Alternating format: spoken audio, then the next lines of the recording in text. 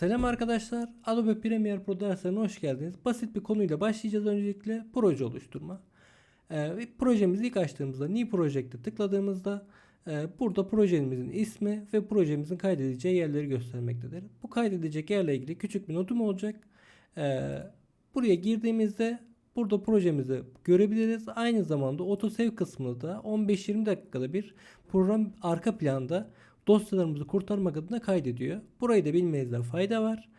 Daha sonra zaten projemizi create diyerek oluşturabiliyoruz. Burada hazır videolar var. İstersek bu hazır videolardan birini kullanacaksak bunları seçerek projemize direkt ekleyerek kullanabiliyoruz. Buraya otomatikman sekans oluştur gibi bir ayar var. İstersek sekansımızı direkt oluşturabiliyoruz. Sekans ne? Çalışma alanımız, yani videomuzun boyutu. Bunu ileride de tabi oluşturabiliyoruz. Değişen bir şey yok. Ben şimdilik bir sekans oluşturmayacağım.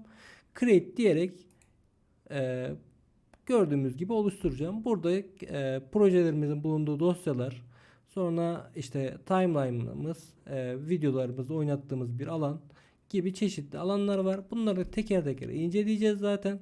Şimdilik bu derslik bu kadar. Bir sonraki videoda görüşürüz.